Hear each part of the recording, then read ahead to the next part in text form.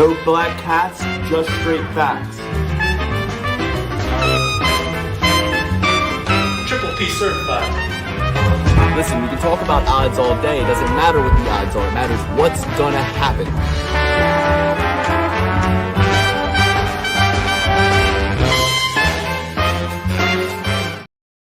Welcome to the Perfect Play Pursuit. I went to Madison Square Garden. All I got was this T-shirt and this cup, souvenir cup. $2 for the souvenir cup, $30 for the T-shirt outside. Could have got it for $20 as I got off the Amtrak in the morning because I got off the Amtrak right by MSG and there were guys hawking T-shirts early, like 11 a.m. Could have got one for $20 then. Needed to get cash. Actually, they did take Venmo, but I didn't ask. And then I went when I went back at night, right before we walked into the fight, the price had increased 33% to $30. But that's neither here nor there. Pretty sick shirt, got a nice back to it too. Very nice. Words and protest on it, even though they were the opener of the main card, I believe. Or no, or maybe that was BSD. Yeah, BSD. So they were the featured fight. Okay, either way. So guys, we had such a good time. Let me tell you what. I was in the arena for Sabatini versus Mariscal. He was a parlay pillar. He wins. We keep going throughout the evening. I'm in the arena. So much to discuss. So much to tell you guys, boots on the ground being in the arena. But Alex, let me just defer to you for a second. How was your weekend? How was the fight for you? It was absolutely great. I actually went to a college basketball game. Got home for about the same fight, I think, Sabatini versus Chepe Mariscal. And it was a great fight. Yeah.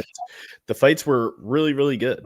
The only fight I didn't watch all night was Angela Hill versus whoever she fought. Fatima Klein. We timed it perfectly. We were at my buddy's apartment.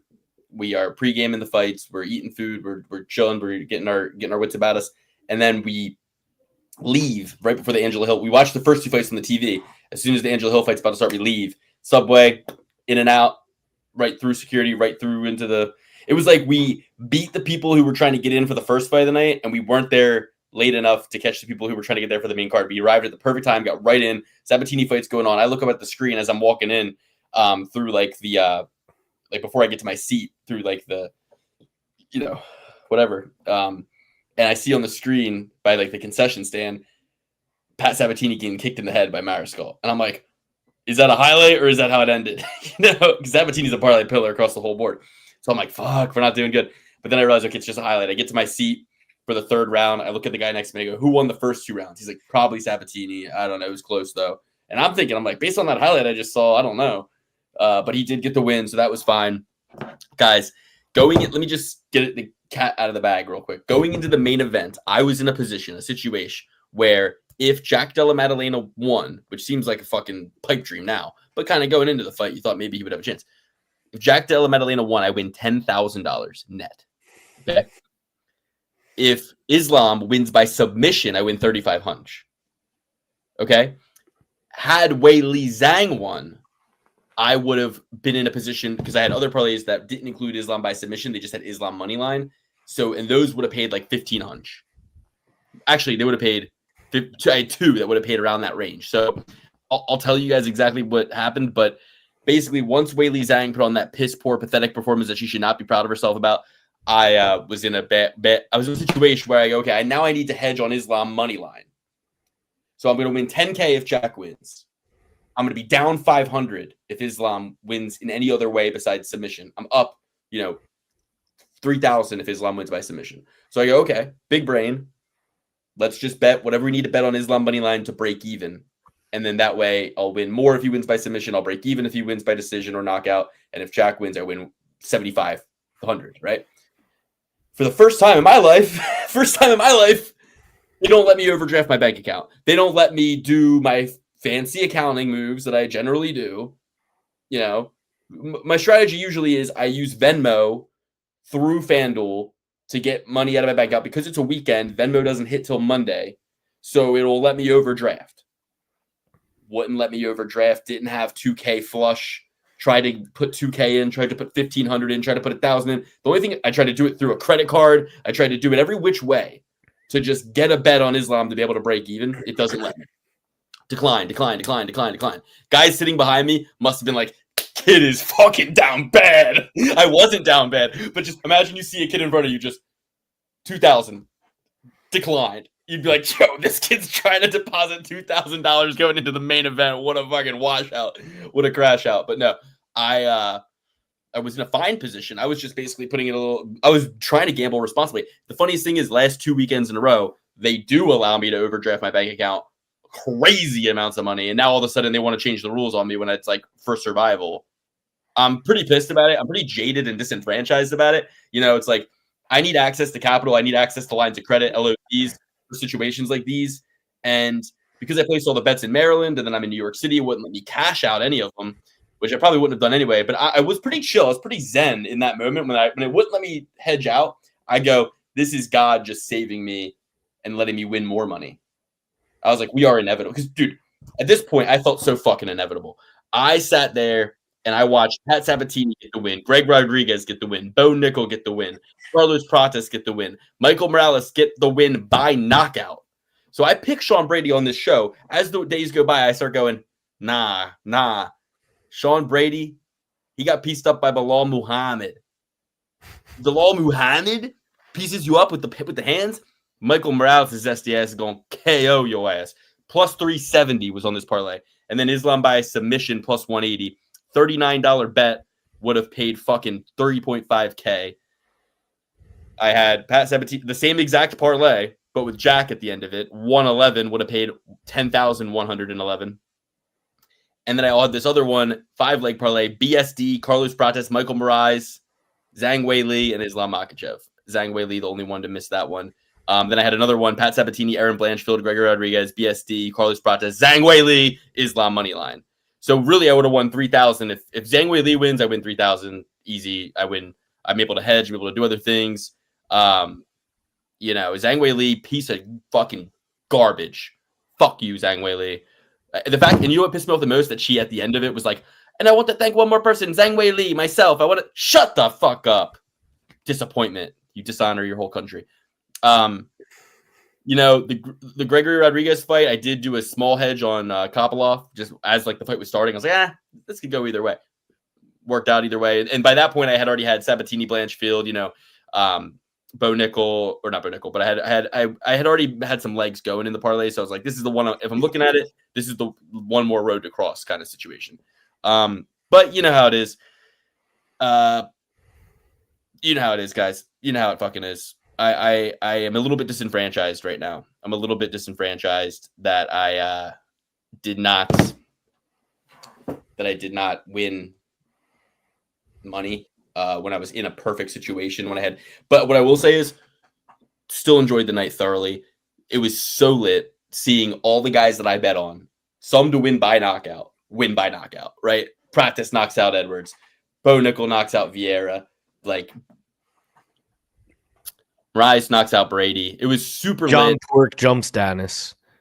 We can talk about that too. So this is what you guys didn't see on TV or in the Instagram highlights.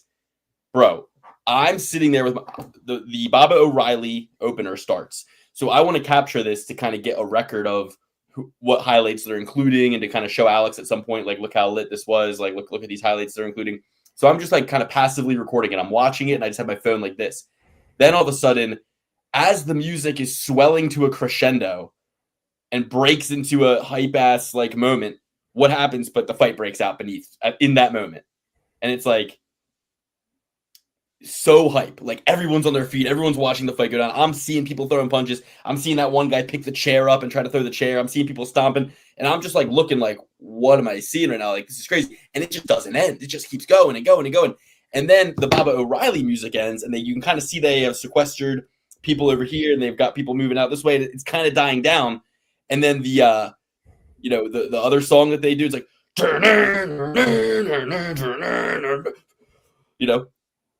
I need a minute to myself so I can drift away. As that's happening, like, as soon as that happens, the fight breaks out again, and the whole crowd's like, oh! And there's another like little scrap going on in the same area. It was fucking crazy. It just kept going. It must have been 4 or 5 minutes before they resolved it.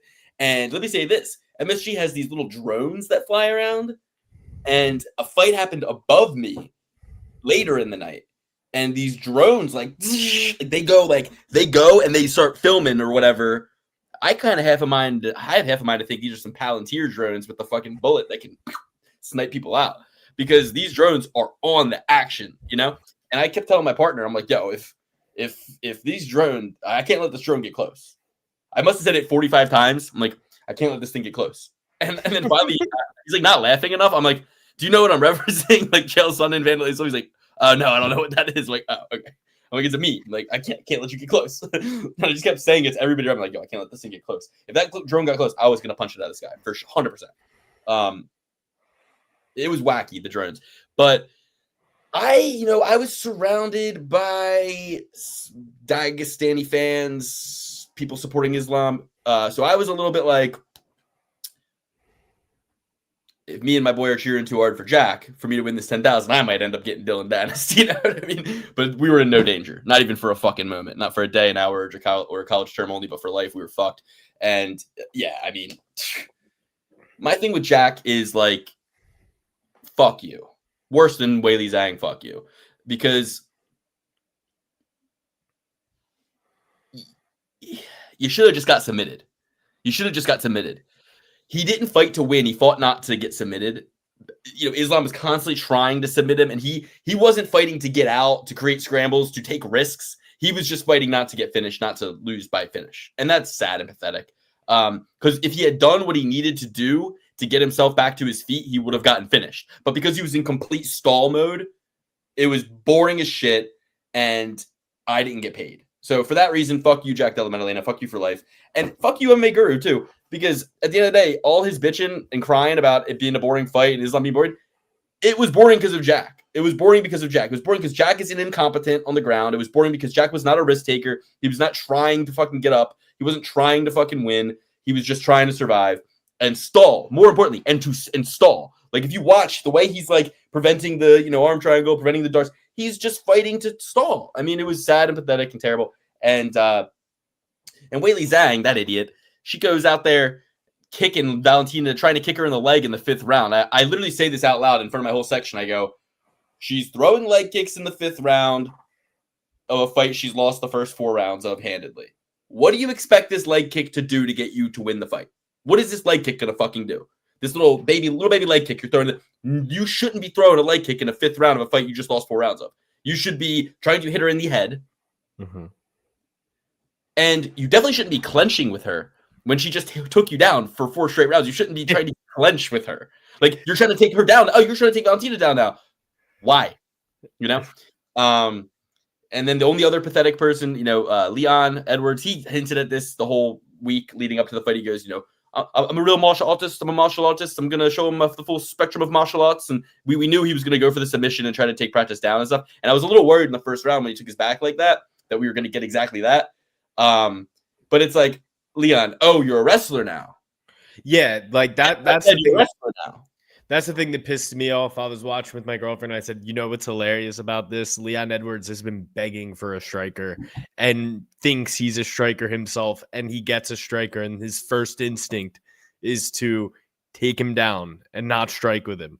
When he complains that other guys take him down and wouldn't strike with him, like Bilal Muhammad. Yeah, where he calls the Trump Brady fight a terrible matchup. It's like, it wasn't a terrible matchup for Marlon Moraes. He went out there and just bodied him.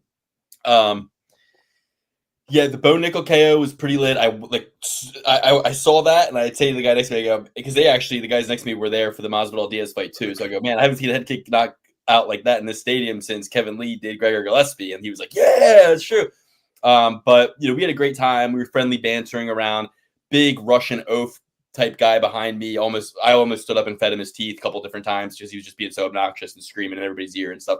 But his own family were like telling him to shut the fuck up. So I didn't need to, but I was this close to just being like, let's get kicked out. You know what I mean? Let's us get kicked out. Like, going into and if I had known the co-main and main would have went the way they did, I would have just did it right before the fucking co-main. I would have just stood up, bop, hit him once, and then probably backflipped to get away from him and his family. You know what I mean? Like, punch, backflip into the next row, run. Hit him with the old 40-yard dash, baby. But he was such a bitch and so drunk and so annoying. I hope he watches this. You suck, sir. I don't know your name, but fuck you. And yeah. Oh, and then I would this is the second. That wasn't even why I wanted to punch him, or this isn't even why I wanted to punch him. But I stand up because everybody in front of me is standing up, so I have to stand up to see as well. If, it's kind of how it works, And he's like tugging on my fucking shirt to try to get me to sit back down, and I'm like, the fucking people in front of me are standing up. I'm gonna be standing up until they fucking sit down and shut the fuck up. You know what I mean? Like, but the next time he tugged on my shirt, I was like about to just turn around and just. It was about to be on. It was this close for no reason, really. You know what I mean? But I just kind of felt like something about him deserves this. Just the way he's acting, the way he's behaving. I hate that Ali Abdelaziz and Islam Makhachev are now trying to get jobs at ICE. They keep saying who needs to get deported from where and who needs to be removed from my country, the country that they came here from other places, and now they're saying, oh, Jack Della Maddalena and Craig Jones need to be deported. He said that? Dylan Dennis needs to be deported. They said that about Jack? Islam Makhachev said we need to deport Dylan Dennis in his post-fight interview, and Ali Abdelaziz said Craig Jones needs to be deported. It's truly, truly, truly the soft bigotry of low expectations that we even allow the behavior we allow from Team Habib, Islam, the Dagestani fighters. It's the soft bigotry of low expectations. We go, oh, they're, and I'm Caucasian from the Caucasus Mountains. I feel I can say this. Oh, they're these mountain people and they just have this code, this special code. Hey, guess what? You don't get to have a special code. We have a special code. It's called the Constitution and the Law of the United States of America. And you don't get to just hit people because of things they said, ever. And if you want to take it that far, I would invite you to try it in Florida or a state where you may stand your ground, because it'll go differently. You know what I mean? Like, I'm not interested in the whole, and Ali's snake ass trying to say that, oh, this is why kids get bullied in school. Shut the fuck up. You guys are the bullies. You're the bullies. If you have to use violence to enforce your will, that's being a fucking bully. If you have to have 7 guys to jump somebody, that's being a bully. If you hit somebody in the back of the head from behind, that's being a fucking bully. Not fucking saying words or even better, typing words. And they have all kinds of shit to say all the time about everybody. These are honorable and respectful guys. No, they're not. They ain't. And I'll take it a step further. I'm not impressed by their dedication. It's all they have to dedicate themselves to. They don't have to have a fucking part-time job at a steakhouse like Jeff Neal. They don't have to drive Uber like Pantoja. If they did, they would fucking break and never be good at the UFC ever at all. Because they're allowed to only fucking train, they get to be great at it. They're not Dustin Poirier, live in the swamps of Louisiana, fucking barely knowing anything until he's 18, wrestling-wise or otherwise, and then ends up becoming a great in the UFC. They're just strictly being trained from day one. They're spoiled fucking brats is what they are. Spoiled brats. I don't have any pity for the fact that they live in villages and herd sheep. They like it. That's what they want to do. So don't feel bad for them. It's like they're into it. And then when they're not doing that, they're fucking training and having fun with the boys. Like, yeah, it sounds great. I would love it from age 4 until now. All I had to do was fucking grapple and have fun with my boys. Didn't have to have a job. Didn't have to have a fucking part-time job or otherwise. Like, when it's the only thing you get to do with your time, no one's impressed. Like, it's like a kid who plays Fortnite all day and he's really good at Fortnite. Yeah, I bet you are. It's all you fucking do. It's all you have to do. You live at home with mom and dad. They live at home with mom and dad. They do. For a very long time. It's like, what? Fuck off. Like, it's annoying. So change my mind. Yeah, Erin Blanchfield, absolute goddess. Wait, one more thing. And they barely show up to fight. If they barely make weight, they cheat to make weight. They barely show up to fight. They cry about cutting weight all the time. Hey, stop being a weight bully then. Fight at a fucking normal weight then. Islam's still cutting a shitload of weight to fight at welterweight. It's always an excuse. It's always like they're hurt. They have to pull out of the fight. They only fight if the conditions are perfect with the fucking equinox and their body. It's got to be a certain level of the solstice, not around certain holidays or months. And then they have to also have a seamless entrance into the fight. If they're hurt, if they're having a bad weight cut, they will not fight. It's got to be perfect. They're crybabies. So, I mean, it's just how I see it, and it's just based on evidence. I'm sorry about that. And, the whole like gathering around guys and jumping them, cowardly shit, cowardly behavior. Free Dylan, allow Dylan back in the UFC. Allow, In 1975, I walked Bob Dylan out on stage. Okay. If you know, you know. Ewing, inspirational performance. Aaron Blanchfield, inspirational performance. Aaron Blanchfield, like anybody who thought Tracy Cortez was going to win is insane. You are a pervert as well.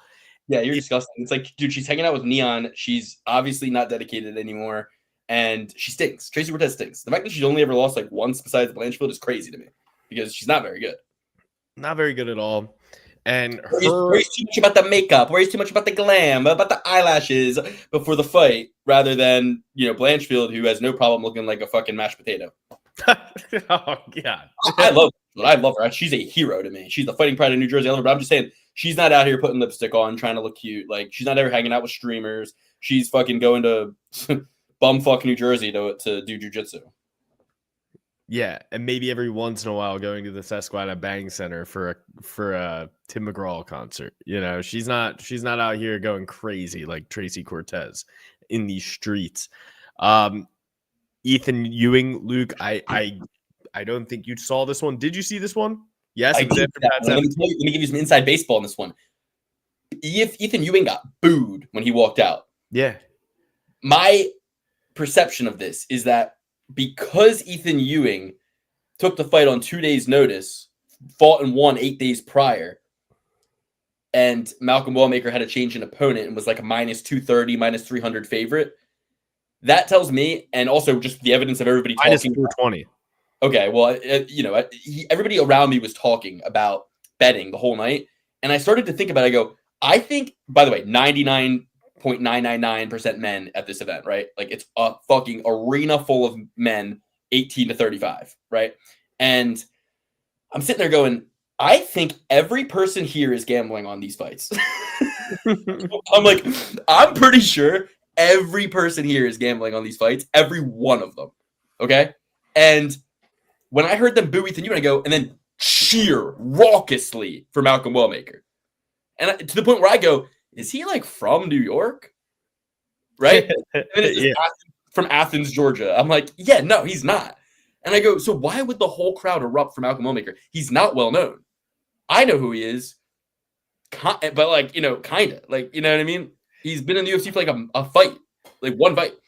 So everyone's cheering for him so much. And I hear everybody around me being like, Wellmaker, he's in the parlay. Well, all that shit. And I'm sitting here going, and I tell my partner, I'm like, yo, I'm not betting on this fight because I'm not taking him at these odds. And I'm like, I had him against his original opponent in a couple parlays, but they voided it because he's got a new opponent now. So I'm like, this is just a fun fight to watch.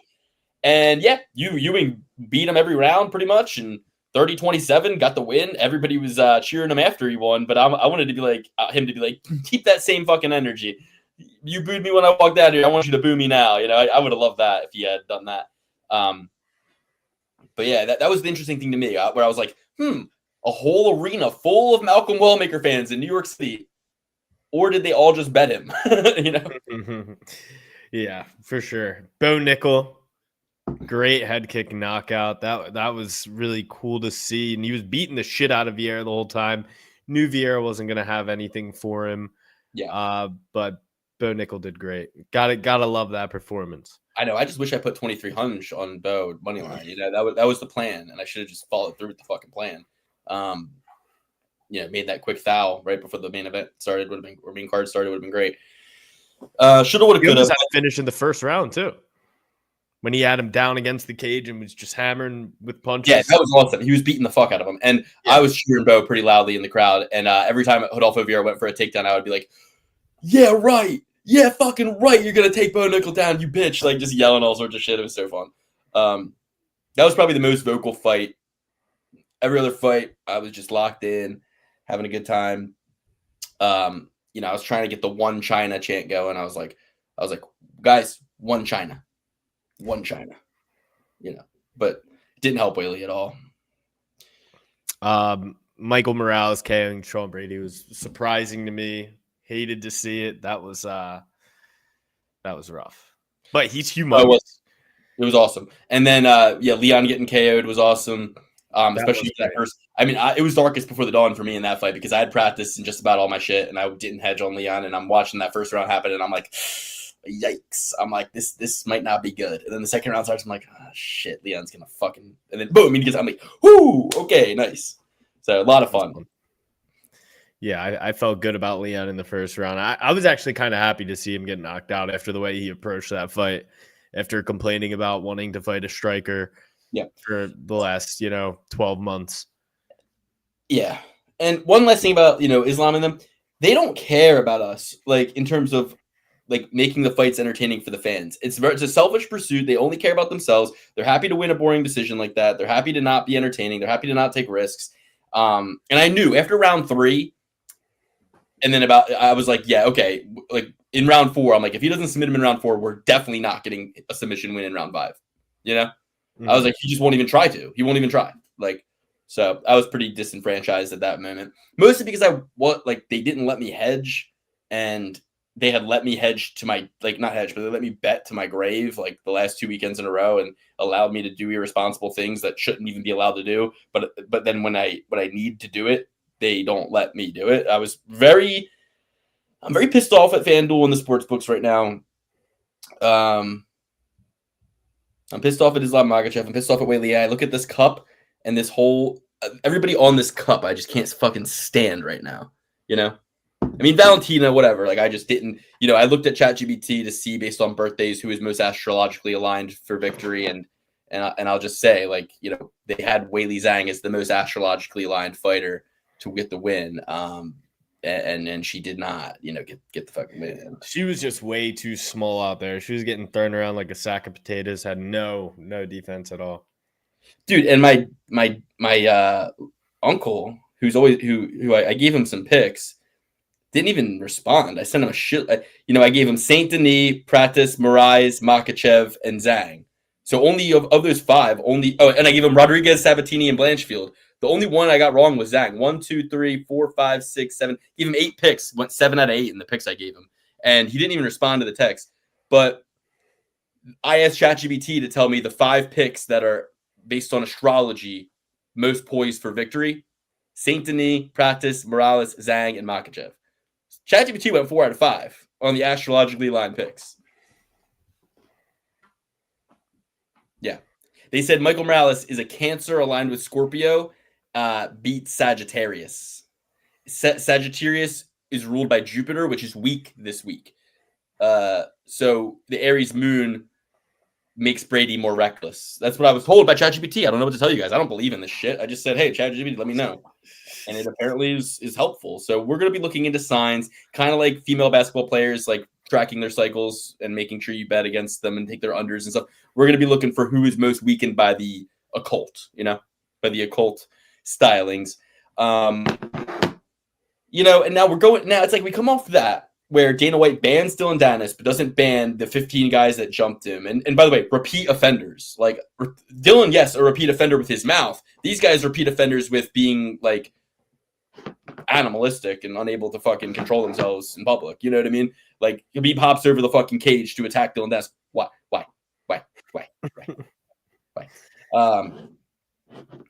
And it's like, oh, they said things about people's religion. What did Bryce Mitchell do? Anybody going after him? Anybody going after him? No? Okay, just checking. Like they're going after him in a different way. They're Hey, you know what? Just to clarify, by they we mean Dana White. Yep. If you can communicate this product, you can make money off the product. So we're not getting into any sort of debates here. I just mean that, like, look, sticks and stones may break your bones, but words will never hurt you. Let's make sure that we all remember that as a society and move forward. I just think it's kind of fucked up that, okay, here's what's most fucked up to me. Justin Gaethje might fight Ilia Topuria. Kamaru Islam talks about how Kamaru Usman, we have a lot of good contenders like Shavkat Rakhmonov, undefeated. Michael Morales, undefeated. Carlos Prates, 1 loss to Ian Gary. Ian Gary, 1 loss to Rakhmonov. So between all 4 of these guys, 2 of them have 1 loss to the other 2 who have 1 loss and 0 loss, right? And when you look at it, you go, okay, And so all 4 of them a foot taller than Islam Makhachev. and yet all 4 of these guys shouldn't be considered. Rather, we should consider Kamaru fucking Usman, who beat one guy named Joaquin Buckley in the last 5 years, and also got fucking knocked out by Leon Edwards, who got knocked out by the guy, Carlos Pratas, who has one loss to one guy, right? And in that fight, really should have been a draw because he lost the first 2 rounds, won round 4, dominated round 5, almost finished him in round 5. Should have been a 10-8 round 5, forcing a draw. So, in my opinion, should have been a draw. But point is, not a trouncing by Ian Gary. It was a very close fight. Islam says, I want to fight Kamaru Usman. If it's up to me, I'd fight Kamaru Usman. I think he beats those guys. Well, I'll tell you right now, he couldn't beat the guy who those guys beat, so I don't think he could beat those guys. I think what is actually at play here is that Kamaru Usman is managed by none other than Ali Abdelaziz, who is your manager, and you guys are little tricksters. And it probably will happen this way because why? It's not just that Ali manages Islam and Justin Gaethje. It's that he manages Islam and Justin Gaethje and Kamaru and all of these guys, which means that he can pull leverage points at certain with the UFC that have nothing to do with this fight. So we can say, look, Islam wants to fight Kamaru. You make that happen, I'll fucking stand down on the Justin thing and you can let Patty fight him or whatever. Or you better let Justin fight for the title or else Islam, I'm going to fucking shelf him. And he can just start. And that's always what's been happening. He's been affecting guys' careers over here to influence guys' careers over here that he manages and like use different chess pieces to allow different matchups to occur that are more preferable and favorable to him and his teams, right? I just really hope they don't give it to Justin Gaethje for the reason. Or Kamaru. I could care less about Kamaru. I don't give a fuck. But Justin Gaethje sets a bad precedent. He said he'd retire. I'd like to call his bluff. Let's see if he'll retire. And that's they paid him way too much money. If he's even in a position to retire, they paid him way too much money. And this guy, he's just getting drunk on the golf course every day. He's having a good time. He's not going to win a title fight against Ilia Topuria. He's going to get knocked out. He's going to get knocked out senseless. Exactly. And that's kind of why, like, that's why I'd rather see Justin fight Ilia just because I'd love to see Ilia knock him out versus Kamaru fight Islam in the most boring fight of all fucking time. You know what I mean? Yeah, that makes sense. But I could give 2 shits. I want to just see Justin Gaethje squirm and make the excuse why he is coming back and not retiring. Yeah, after they give us Ilya versus Patty, which is going to be such a better build-up, such a better fight, such a more interesting fight, fun to watch, fun build-up. I think what you need to do is you give Ilya the winner of Arman Tsarukyan and Dan Hooker. Hopefully it's Dan Hooker. Then you get You give Patty the winner of Arman versus Hooker, which is this weekend, right? So Arman fights Hooker. Hopefully Hooker fucking sleeps him and just gets him out of the fucking way. And then we get Ilya or Hooker versus Patty. That'd be sick. That'd be fucking sick. Patty takes him down, submits him first round easily, right? But then you get Patty versus Ilya in Spain after Ilya sleeps Gaethje, right? That would be the proper like alignment of everything, I think. But I just am saying I hate that like Ali has so much pull with the UFC in, you know, all this shit. I just hate it. It's less to do with Ali and more to do with the need for stacking these Abu Dhabi cards, or in this case, this Qatar card. Like we really let the Middle East pull some crazy strings with the UFC, and it doesn't make a better product. It makes a lamer product in a lot of ways, you know, because we get guys sitting on the fucking sidelines and having to wait for these fucking Abu Dhabi cards or these Riyadh cards. You know what I mean? Like Hamzat is never going to fight in America. He's only ever going to fight on those cards, you know?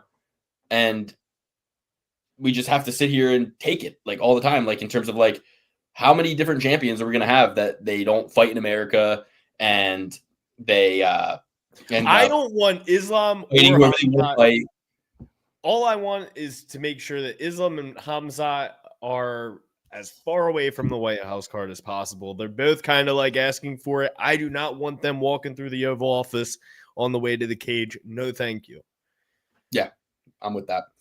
But Dana did say it's not going to be USA versus the world. It's going to be the best fights we can put on, which is like, dude, then why was this fear a fucking love letter to Mexico with everybody on the card Mexican? Like, what? Let's do and me and my friend were talking about it at the fight. I'm like, all right, like you got Corey Sandhagen versus Sugar Sean O'Malley, 2 American, stringy, lanky white boys.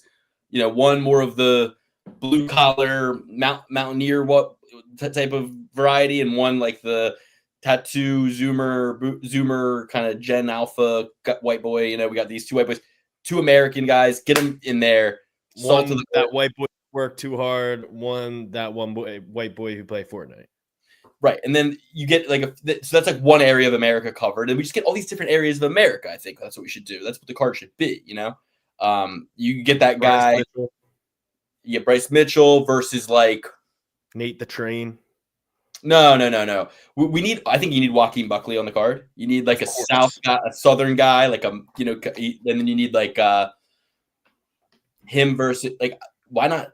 I know he's 170, but it's like Joaquin Buckley versus Michael Chandler just to see Joaquin sleep Michael Chandler. That'd be awesome. Like, and also they're just too built. Like, you want to see that. You know, I know Chandler's 155, but like get him in 170, prep him for the McGregor fight at 170. We'll get him another loss, another concussion. It'll make Conor more apt to come back. You know, but McGregor one's on the White House card. You know, Jones versus Pereira would be perfect for the White House card. You know. Oh, yeah. Pereira lives in Connecticut. He ain't going nowhere. He ain't going back to Brazil. He's American now. Kayla Harrison will obviously be on the card. She's our only American champ. Get her versus Nunes. No. You got to match her up with like Henry Cejudo or something. Dude, no, I want her to smash Nunes and send her back into retirement. That'd be awesome. Nunes saying, "Oh, I want to fight Valentina again." Shut up. Valentina would squash you right now. Everybody would squash you. You've been bedridden. You've been bedridden. Nina's like, Amanda, did you fold the towels? Like that's her life. Anyway, I don't know. They hired Brogy to do that, Luke. They don't do any towel folding. Brogy is now like the one folding the towels. They can't afford Brogy to fold the towels. So anyway, guys, I mean, it was a wild day. I just want to say we timed everything perfectly. You know, that's all I'll say. But you know. We got to break down this card. UFC Fight Night Qatar. UFC Fight Night Doha, Qatar. From the Ali bin Hamad Al Attiyah Arena. The only good thing about this is it's starting at 10 a.m. I love it. 14 fights. Oh, there's a lot of good matchups on this card, but I'm saying like the only good thing about, for whatever reason, fighting in Qatar, you know, I mean, really got to penetrate the Qataris market, the Qatari market. Qatar. What do you say? So, all right, we're gonna move on. We're gonna do it. We're gonna break it all down. We're gonna do it from bottom to top. Anything else we need to say on last week's card before we get into it? Anybody else that we fucking just despise after all that, or what? No, I don't think so. Yeah. Oh, Dawkins versus Mershark. That was good. Oh, yeah. Dawkins coming out to the boys are back in town. Yep. Yeah, that was cool. And I was the boy who was back in town. That was pretty cool. It was pretty much the first full fight I saw because I came in while the Sabatini one. It was the first walkout I saw, right? And I was like, nice. The boy is back in town. Very, very much true. But yeah, I mean, you know, it was Bo Nickel knockout, BSD knockout, Pratis knockout, Mirais knockout. Like to go on that journey after the crowd fight, the vibes were so fucking high.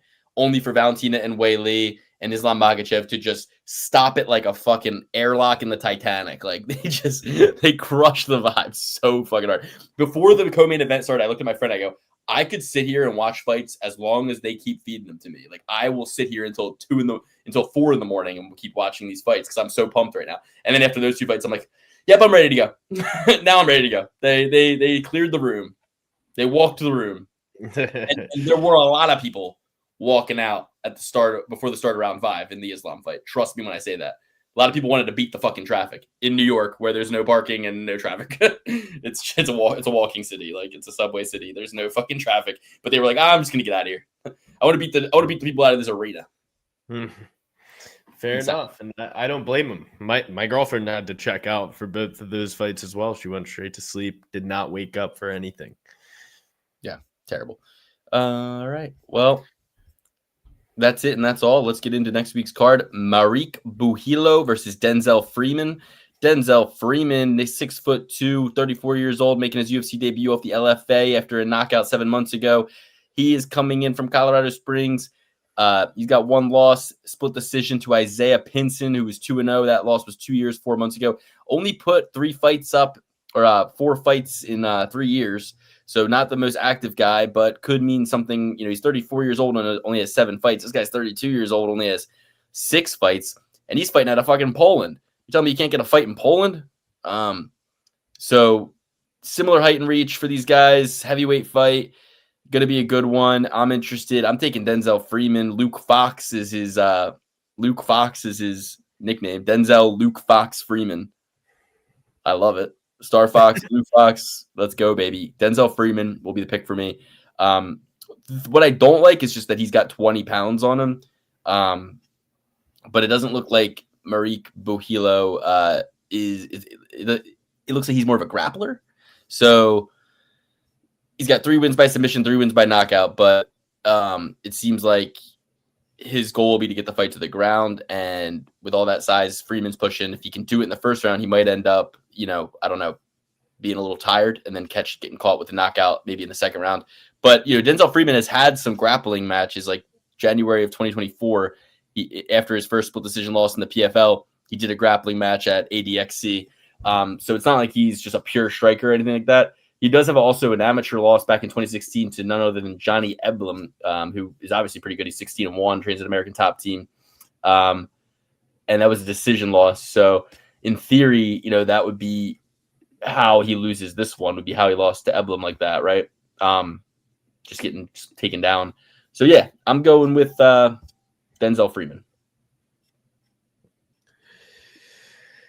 Denzel Freeman's coming in on short notice. Don't know how ready he's going to be. Don't know when Jose Luis pulled out against Maric Bujilo. I don't know. I love these Polish fighters, these Polish guys.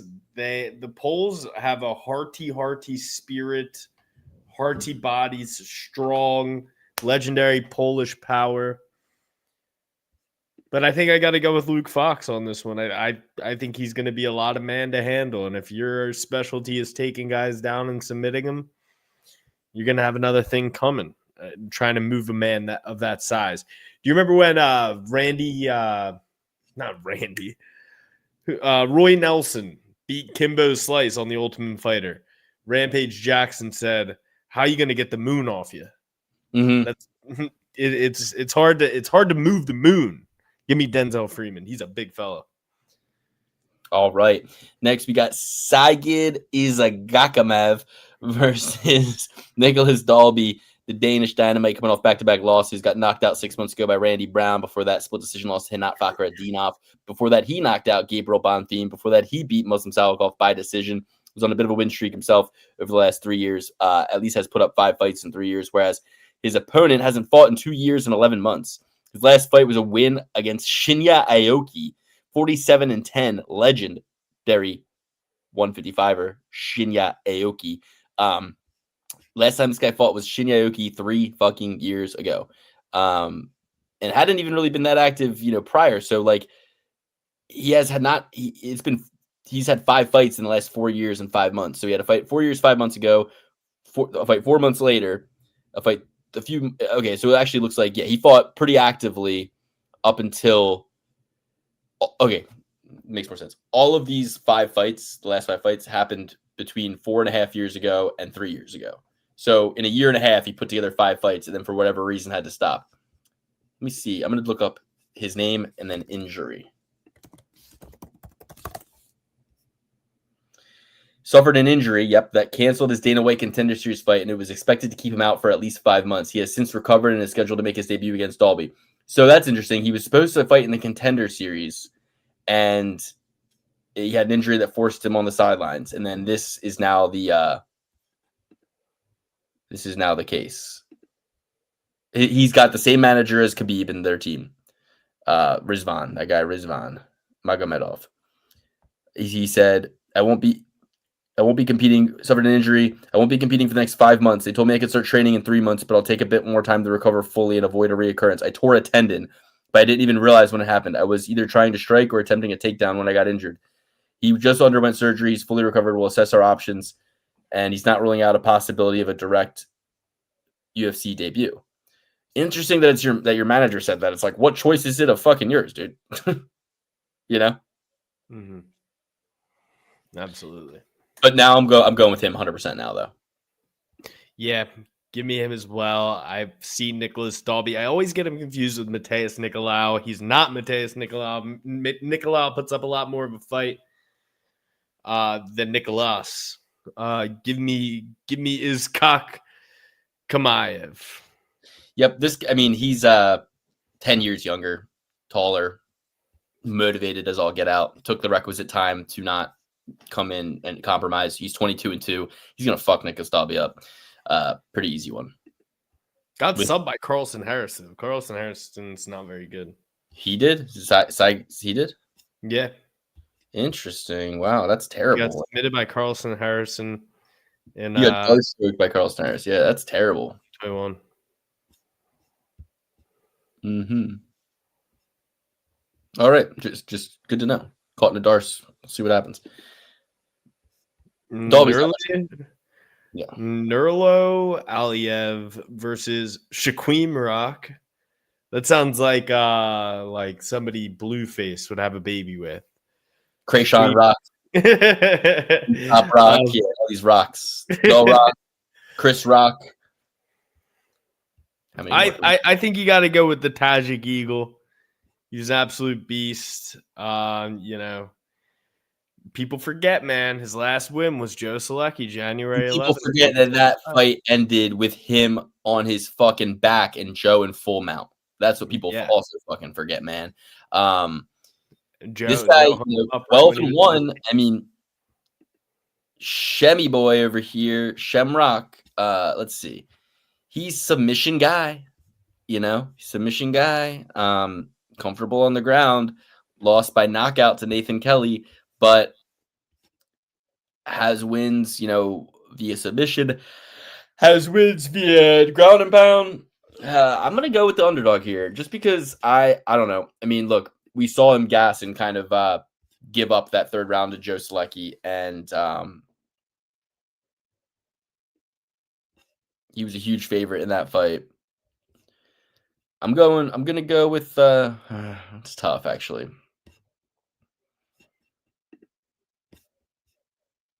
So this kid trains with Patty the Batty.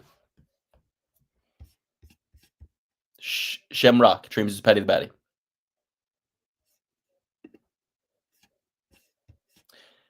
Seems like one of those situations where the UFC's like, hey Patty's like, you gotta get me mic'd in. You gotta get me mic'd in the UFC, lad. I really want me mic'd in. They go, okay, we'll get him in. And then they just want to like make him lose. But you're muted, but I'll take Shemrock. Yeah, I think that, it's like, what's going on with Shavkat Rakhmonov? That's my thing. What's going on with Shavkat Rakhmonov? He's on his way back.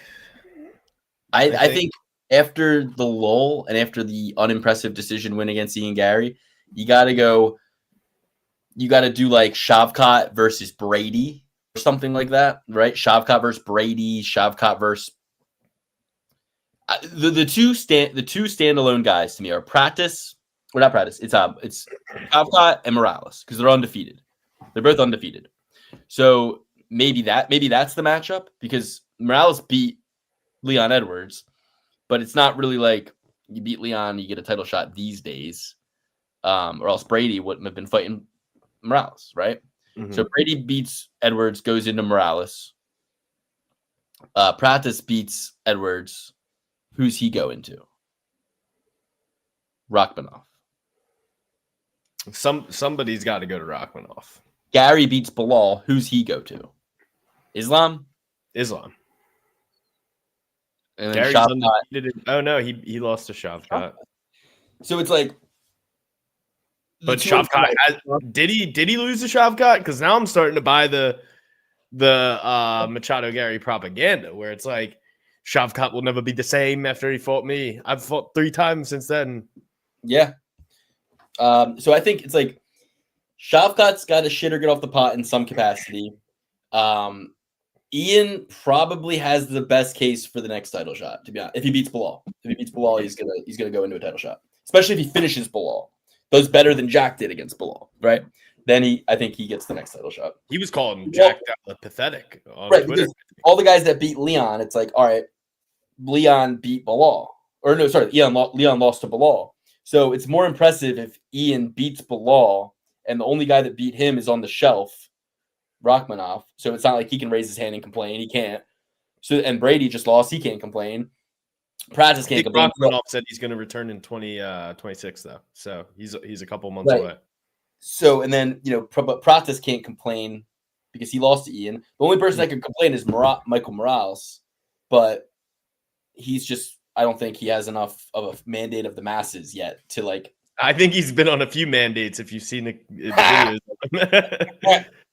Hilarious. Oral by Tsarukyan, -149, 2-piece parlay. Is that a safe lock? I don't love it. I guess we'll have to wait and see, Katie. We haven't even gotten Oral by or Tsarukyan yet. That is a guy using his girlfriend's YouTube account. Fair enough. What's up, fellas? Another week, another great show. Love you guys. I love you, Andrew. I was there live. I don't know if you caught the beginning, but it was lit. Practice is dangerous, bro. Yeah, I agree. It's a shame it took him until the 4th and 5th round to get going against Ian Gary. If only he got going a little bit earlier. Because I really think he kind of won that fight. He created a bigger moment, so we're closer to a finish than Ian did. Ian squeaked by rounds 1, 2, and 3, he won them, but it wasn't like wow, he's dominating him. It was like it's a striking match, and he outpointed him and squeaked by. He squawked by. People forget, man, he was only on like 11 days notice or something like that. Like he came in very, very short notice for that fight and put on a great performance for not being booked. I'll be right back. Take him through this fight. All right, yeah, I'm going with Nurlo Aliyev here. That's just how I'm going to go with it. I think we already broke that down. I don't know if Luke did. You got to go with the Tajik Eagle in that one. Next, we got Ryan Loder versus Ismail Noradiev.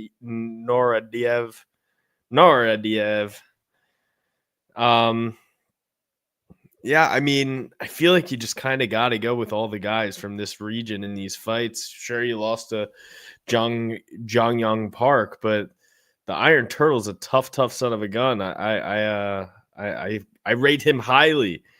Beat Bruno Silva. Bruno Silva sucks. But he's got some good UFC experience. Ryan Loder looked really good against Robert Valentin, but then the Asmat Bekoev fight wasn't that good. He's an old man. I'm gonna go with Ismail Nardiev here. 34 years old, little old, and very unexperienced for his age. Like this guy's only 29 and almost triples up the amount of fights that this guy has. Actually, more than triples it up. So give me Nardiev in this one. Give me Nardiev emphatically. Next up, Bezkat Alamakan versus Alexei Topurio. I got to go with Topurio, the Conquistador. The Topurio brothers are amazing. Alex is nowhere as good as Ilya Topurio, but we gotta hope that he comes out there and puts on a show. It's going to be a tight fight. It's going to be a hard fight, but I think he can get that one done for sure. And honestly, this next fight, I'm super excited about. Koryoji Horiguchi, very, very good fighter. Sure, he lost to Patchy Mix. Sure, he lost to Sergio Pettis. He's lost to quite a few guys who've come into the UFC and had terrible first and second performances after kind of dominating in the lower leagues. But people forget, man, Horiguchi, I'm pretty sure he only lost one fight. Yeah, he was 7-1. Dude, you're 2 fights ahead of me. Can I I'm give my like pick? triple fights ahead of you. Yeah, dude, Go ahead. you gotta vamp. You know what it means in Ridiculous. the industry? It's called vamping. I don't have access to the comments, so once I'm done talking about the fight, it's not like All right, well, you know how you can have access to comments? You Gardiev. pull out your phone, you pull out this thing, and you pull up the video, and It's- then you can have fucking access to the comments. You mute it on your phone, and then you can see them. So in the future, do that. in the future, stay attentive, do your picks, and get on with it. Bro, I hate the Cowboys so fucking much, and the Raiders, I do like them. But I'll tell you what, I think the Cowboys are going to shit down their neck this week, I think. Yeah, they just had that guy die on their team. Well, that's not why I was gonna say that. No, I mean, like, whenever a tragedy like that happens, like you saw the Jets play out of their mind after the retired dude for their team died. I forget his name. And then you got a rookie on your team that died this past week. Yeah. They're going to be juiced up. They're going to be trying to win this harder than any game they played this season. I'm so disenfranchised with the NFL right now. Like, I watched a video about how there's chips in the ball, and they're definitely influencing the outcomes, and they're definitely fucking with dude. I really think there's going to be a scandal around the sports betting epidemic and the leagues influencing outcomes. There's going to be a scandal. It's going to rock this nation. It will create a civil war in this nation when people find out like what's going on here. Well, some New Jersey crime family just got in trouble for influencing like a bunch of different college football games to the effect of them winning millions and millions of crime family approach me and be like, "You're gonna lose it." I'd be like, "Oh yeah, hold on 1 second." Bah! I'd be like, "I'm the crime family now." You know, like it's crazy. Like it's really crazy. You know. Yeah, it's not fucking. I gotta worry about crime families now. I gotta fucking 2026. I gotta worry about crime families. It's not enough that they fucking stack the odds against you every time. It's not enough that they have a 51% chance of winning or more every time on every game in the casino. But then they have to have crime families and players. And oh, it's so funny, dude. At the fight, I'm talking to the 2 kids next to me, and I'm like, they said, oh, I was talking shit on Mark Goddard because we're watching the fight, and it's RoboCop versus Kopilov. Okay. A fight where at any moment, either of these guys could knock the other the fuck out, right? And where's Mark Goddard? Standing all the way on the other side of the cage. All the fucking way on the other side of the cage. Like, couldn't be further away from these motherfuckers, right? And I'm like, you know, and then later in the night, it's Blanchfield and Cortez, and he's right on top of the action, and they're on the ground, and you know, and it's like Cortez, like it's like full guard, Blanchfield full guard. No one's getting submitted, no one's doing any ground and pound. Even if they did the hardest ground and pound you could ever see, it wouldn't end the fight. And he's like, better get close. He's 2 inches away from them, right? And I'm like, but then you know these 2 giant men. He just wanted to sniff. He just wanted to sniff of that Cortez. Understandable. But then these 2 giant men are standing there fucking just throwing huge power shots. And he's all the way on the other side of the cage. And I'm just pointing it out. I go, look how far he is from the action. Does he just want RoboCop to get 3 extra shots in when he not, you know what I mean? And then they're like, no, he's a good Robo. And I go, I mean, he's better than Jason Herzog. And the kid goes, one kid goes, dude, I like Herzog. He's like one of my favorite refs. I go, all right. I'm like, that's cool. You won't see him here tonight. And then the night goes on, and you never saw Herzog, not a once. And he goes, man, you were right. He isn't here and hasn't. And I'm like, yeah, why do you think? It's not that Luke was right. Harry Mack was right. And Herzog's very litigious. He's very litigious. Only say allegations type stuff. You know what I mean? Don't say allegedly Harry Mack was right, and Jason Herzog owes him an apology if that's the case. Well, I also think it was pretty insane to mock his transition. That was fucking fucked up. You don't mock somebody's transition. That is messed up. Like, let's say he is transitioning. That's fucked up. And let's say he's not transitioning. That's worse because now you're making it seem like transitioning is something to mock. Hey, fair enough. No one's mocking your transition into a small puppet. No one's mocking your transition into a fucking, I don't know. Anyway, up his ass away from ending up on a Jeff Dunham stage. I know, little fucking fucking lizard. All right. So I had Shamrock over Aliev. I'm gonna go with Ishmael Nurdayev over Ryan Loder. I don't know what you guys are kind of smoking here. Loder, That's what I picked too. Yeah, Loder's 34. Bakayev knocked him out in his last fight 6 months ago. He's only got 9 fights at 34 years old. Meanwhile, Ishmael lost to Jung Young Park. The Iron Turtle is amazing. He can do anything. He's from Rabat, Morocco. He's 1-1 in the UFC. But I just think like they're shipping in Loder to lose. Simple as that. Like they got the guy from fucking Morocco. I don't know how close Morocco is to Qatar, but I'll bet he's got a lot more fans there. Sorry, he's 3-3 in the UFC. I didn't realize that he was in the UFC before he got bounced out of the UFC. Yeah, he lost a decision to Sean Brady. He lost to a kid I've quite literally, and I've heard of everybody in the UFC, but I've never heard of Chance Rencountree. I have never heard of this. He went 2-2 in the UFC. I mean, he fought Lyman Good, Kyle Stewart, Bilal Muhammad, and Ismail Nurdayev. And I've only heard of Bilal Muhammad. And I mean, I've heard of Lyman Good, but it's like, what the fuck? Was I in a coma for some of these guys' fights? Like, I've watched every fight for as long as I can remember. It's crazy how much you forget when you have kids. Your head just has a hole in it. Crazy how much people forget, man. People forget, man. Okay. So yeah, I'm going with fucking Nurdayev. I don't think that Loder's going to be able to take him down, lay and pray on him. And I do think Nurdayev is able to knock him out. Nurdayev's younger. He's on the right side of 30. And he's from Morocco. The Moroccan devil. Give me Nurdayev. Ryan Loder. He's, I don't know. Not into him this week. Not into him in Morocco. Put him in the White House guard.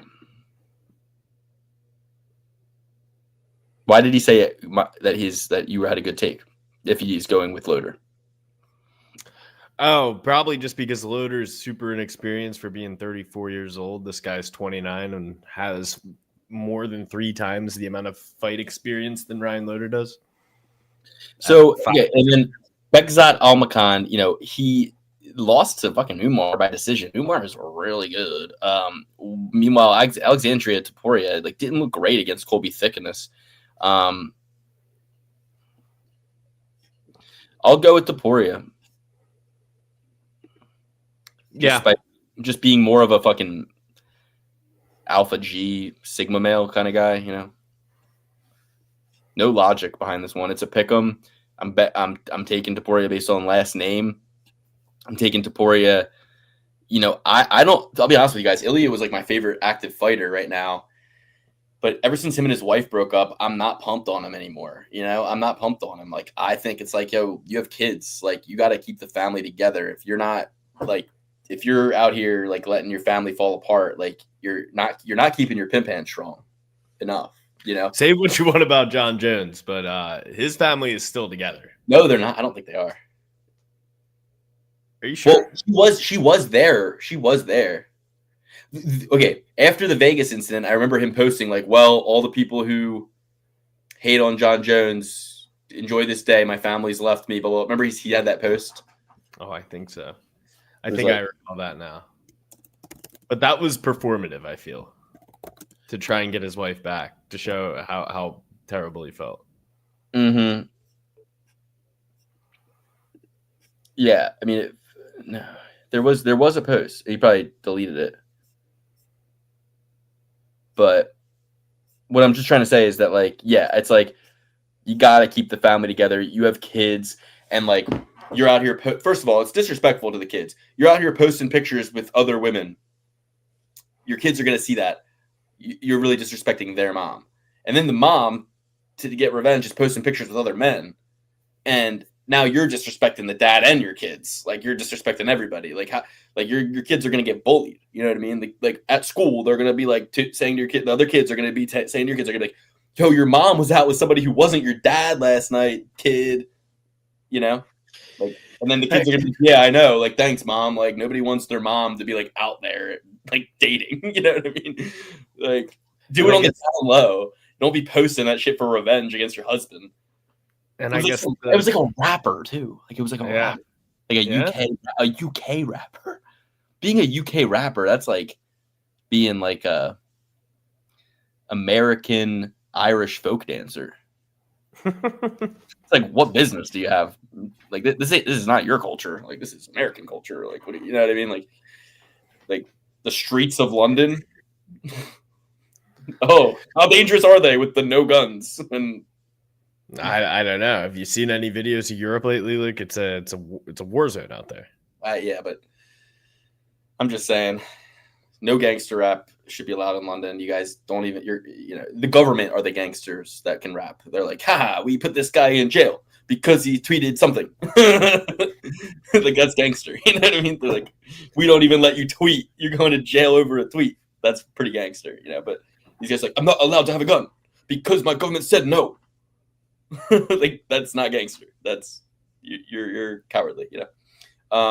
Americans have real gangsters who they go, oh, I can't have the Glock with the switch on it. I'm gonna still have the Glock with the switch on it. You know what I mean?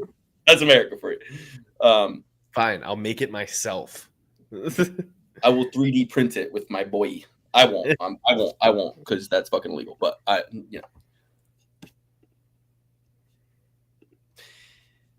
did we get here? So I'm taking on Alexandre Topuria because he's the brother. And imagine if me and you we're training together, and then my wife leaves me, or I leave my wife. Your training's about to get a whole lot better.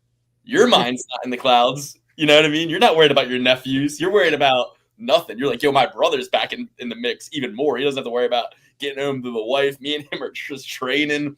It's back to the old days. You know what I mean? So I think Topuria's brother's training is going to go up with the separation, and that's why I'll be taking him against the Kazakhstani.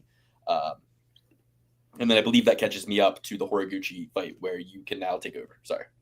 Yeah, I guess the Nelk boys are right. You can't find love in Miami. They are right. Did you see Steve will do it yelling at Brendan Schaub? I thought it was below the belt, no pun intended. Oh, that's your takeaway? Honestly, I thought Schaub's take was idiotic on the gambling situation a couple weeks ago, and I'm a huge Schaub guy. Schaub is my North Star, B. But dude, the best part about it is that like he like tries to tell Steve that like it's all an illusion. Like he's like, I don't know if it was his fans or my haters, but they like say stuff to him but I never. It's like, yes, you did say like you. Here's what you didn't do. You didn't read the article and go, Steve would never do that. He's way too smart for that. That like you know what I mean? You speculated rather than so that's not like that is what he's saying. At the very least insinuated and said and you didn't take cover for your boy like you want everybody to do with fucking Joe Rogan and Ronda Rousey and Burt Kreischer and all the, and then did you see the video where he is on the Story Wars and then Chris D'Elia gets brought up and he just sits there and doesn't and kind of giggles and doesn't say anything? It's like, dude, I sent you the video. You didn't see it? No. I did a whole Too Lazy to Try breakdown myself and sent it to you. And I said, we got him. And I like showed you all the clips. It was kind of sloppily done, but it was enough for you to see like what I was talking about. I'm watching the Story Wars now. You know, if a piece of Schaub tent comes out, it's getting watched by me every single What second. I did was I took the video where he says that, you should have your boys back. You should have, if somebody's talking shit about your boy, you shouldn't just sit there and laugh along with it. You should like have his back. And then I immediately jumped to him just doing nothing when they bring up Chris D'Elia, his friend. But he's such a hypocrite, so contradicting. Any of size. And this is just another example, a beautiful example of it. I really can't get enough. I'm absolutely addicted to watching the goings-ons of the Schabaverse. It's like the only shit I actually really watch, to be honest with you. And I'm not even like you. I'm not a hater. Like I don't have a bad word to say about Schaub. I love Schaub. I think that his content. I couldn't live without him. I truly couldn't live without him. I think he's got some of the best content going on, bar none. It's entertainment value. Like the fact that people would ever watch this instead of his UFC previews and breakdowns, like, is insane to me. And the fact that people think he's a what's the word I'm looking for? An oaf.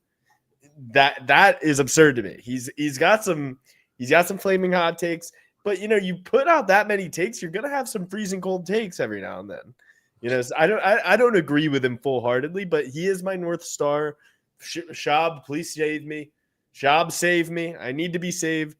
I'll take a ride in one of your trucks. I don't care. I would do I need so much Brendan Schaub content that I will stream T and Bosty's baseball games illegally. Dude, what I'll say is, like, you remember in Get Him to the Greek where there's that cutaway scene and P. Diddy's in his house with his kids and The Biggest Loser comes on and he's like, kids, come on, it's Biggest Loser time. It's Daddy's favorite show. It's Daddy's favorite show. Like, that's me whenever you like shop content comes out. I'm like, it's Daddy's favorite show. It's Daddy's favorite show. And sometimes, and you know, like, hey, that's Daddy's number. That's Daddy's number for sure. Okay, so I'm going with Horiguchi. okay. It's stupid. It doesn't make any sense. He's lost to all the guys who have come into the UFC and thrown stinkers. But people forget, man, he's 7-1 in the UFC. His only loss in the UFC was to Demetrius Johnson. Sure, he's had some hiccups in other organizations against guys who aren't that good, but Tajiro Bekov isn't that good. Give me Horiguchi. He's only a year older. He's got a ton more experience, and he's fought the cream of the crop. 40 fights to only lose 5 times is a pretty crazy stat there. Like, you hear DC talking about how no one will surpass Khabib. It's because he was like, GSP was the most perfect fighter in the world. He's made mistakes and lost. Yeah. That's why Khabib is so impressive to get out there 29 times and to not make one mistake ever in those 29 times is quite the feat. So 34-5 is pretty impressive in its own right. So give me Horiguchi. I have not been able to stand this guy Ulan Bekov ever since that fucking crying, bitching, and moaning he was doing in the Tim Elliott fight. Just crying, bitching, and moaning. So I'm done with him, and I hope he loses, and I'll be picking Horiguchi as a fan, as a hope play, and as a, hey, I mean, like, there's not enough data for me to, like, not be able to pick him. Like everything you said, good. The 5 losses he has are to fucking 5 good opponents, and his recent fighting, has been good, and he can do it. He can do this, and he's going to be fighting now UFC re-debut. It's odds are stacked against him, but he's only a plus 145 underdog for a reason. There's a reason. Guy hasn't fought in 10 months coming into the UFC off Ryzen, and you're telling me that he against a guy with the OV tax, the Russian, Khabib trained kind of guy tax, and he's gonna fucking only be a minus 190 favorite. There's something fishy here, and I think Horiguchi could get it done. I'm hoping he does from a fan perspective, so I'm gonna go with him. Alrighty. Next up, we've got Yakayev versus Tsarukyan. The hunter versus the lion. Hunter versus lion. I think you go with the hunter because even a fucking dentist hunter can take out a lion. Remember Cecil Lion? Yeah, I'm going emphatically with the Turkish fighter making his debut at 7-0. He's 24 years old. It's gonna make him. He's fucking 11 years younger than Tsarukyan. This guy's a hunter from Turkey. What does he think? It's Thanksgiving? That's not till next week. Yeah, he's a turkey hunter. Gobble gobble, gobble gobble gobble gobble. And he's fighting at MMA Nuremberg, the Nuremberg trial. I'm going with fucking Abdul Rahman Yayakev. Damn, would have loved that one. 10-1 favorite. Like, fuck me, fuck you, and fuck everybody. But, could win by decision, could win by knockout. No meat on this bone, no juice on this dry turkey. I'm going with Tsarukyan to lose, but it's a no bet situation. Plenty of fights to bet on this 14 fight card. No point in discussing any further on my end, at least. Okay. Next up, we got a Bogdangrad versus Luke Riley. Luke, ask Bogdan. He's my veterinarian. I'm going with Luke Riley. Ton of hype around this kid. He's mewing out of control in this Tapology picture. He is mewing out of control. He is aura farming. He is going to riz up Bogdangrad. He's going to go out there and do what it takes to win. He's training with Patty the Batty too, Luke. This is part of my triple Luke certified parlay. I'm betting on Luke CK's parlay, Luke Riley, and also Luke Fox. Triple Lukey certified. Give me Luke Riley. Here's my thing. I'll be right back. This kid's a striker, and Bogdan's got a brick fucking head. You know what I mean? Like, he's not getting knocked out, and he's gonna keep coming. And I kind of feel like at 30 years old, from Austria, Bogdan is just more of a fucking not give a fuck, hearty man, and this kid looks like he should be like a Instagram influencer, kick streamer type of like. He looks like he should be on BFFs with Dave Portnoy, and who's that? Chase Demore. Who's that kid's name? You're not here anymore, guys. Who's the kid who does the podcast with Portnoy? Josh Richards. Josh Richards. He's like an ugly Josh Richards, you know. I've seen him fight before. He's really good. He's really good. He's really good. Good on the mic too. Luke Riley, it is. Then I can never not back a fellow Luke. Of course, you know, Skywalker. Perez. I'll go with Luke Riley just because you said you've seen him fight and you think he's good. He is undefeated. If Alex says he's good, then I'll go with him. All right. Next up, we got a perfect parlay favorite. Turbo Perez versus Azu Almabayev. Luke, how do you have this one playing out? Azu Almabayev hasn't necessarily blown our socks off. No, he hasn't. You know, decision machine acted like a little. Didn't act right when he fought Manel Kopp. But, Manel Kopp's a god, so it's like kind of no shame there, but also like. Manel Kopp bit him with a triple eye poke combo in that fight, too. Hell yeah. He literally threw it. Yeah, I mean, I'm definitely going with Azu Almabayev. I don't know how Turbo Perez is still in the UFC, and I also don't know why he's not headlining this card. Right? I mean, shouldn't he just be fucking headlining? This is prime time headline Perez over here. You know, how many of these cards did he fucking headline? Let's see. He headlined against Tetsuya Taira, Perez versus Taira. He headlined against Mateus Nicolau versus Perez. It's like, so he wins against Nicolau as the B side, and then gets Perez or Taira at the A side. Did he headline against Makayev? No, he didn't. But he was the third fight from the top, the Coco Main.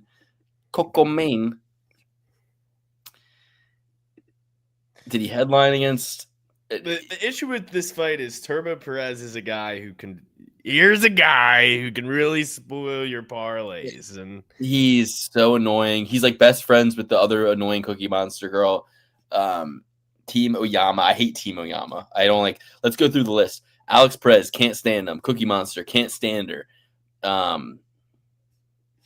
There's nobody good at a Team Oyama. Nobody. Emerson. I used to have his doesn't fight anymore. Sure. Yeah, the same. But he's good. But I just mean like there's nobody who's active and good. Luis Smolka, yuck. Ian McCall, yuck. Yeah, there's quite literally no. All right, so let's go. Alex Perez off a loss. Ralph Emerson hasn't fought since 2019. 3-fight losing streak, is retired. Cookie Monster is retired. 2-fight back-to-back losing streak. Razor Rob McCullough hasn't fought since 2011. Is retired. Back-to-back losses. Giva hasn't fought since 2013. Last fight was a loss. The Last Samurai Smolka hasn't fought since 2022. Back-to-back losses on his way out. Brent Primus lost in 2025. Uncle Creepy, 3 fights in a row, lost 2018. Shane Del Rosario, back-to-back losses in 2012. The one guy who fought in 2025 and won is Yuma Horiuchi. Okay, yeah, Yuma Horiuchi. Team Yuma. Okay, and then Richie Palomino fought. He's 7-6, and he has a win in 2025. Other than that, there is nobody in this gym with a fucking 2025 win at all. You know, you got these. This is terrible. This is terrible. Terrible gym. These guys all need to realize it is a scam. to be there. And I'm kidding. These primetime NFL games have been such dog shit all year. We're almost done the first quarter. It's only 6-3. The Cowboys can't fucking score for shit.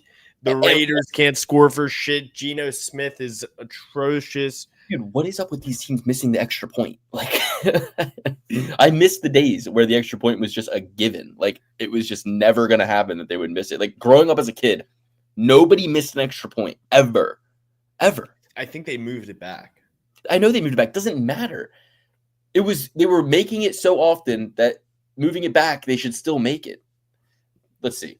How many yards is an extra? Do you know how many yards an extra point is at this point? 20, maybe 22.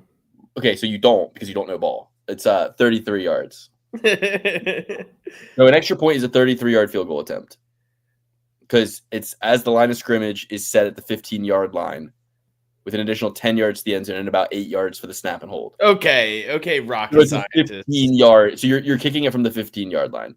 So if you ever saw a team like, hey, we're at the 15-yard line, they're at the 15-yard line, 4th and 10 to the 5. They'd be on the 23-yard line if they were. No, but I'm saying like if the team is at the 15-yard line, Oh, you know that. You're like, yeah, they're making this field goal. I don't care how far they have to back the fuck up. They're making it, you know?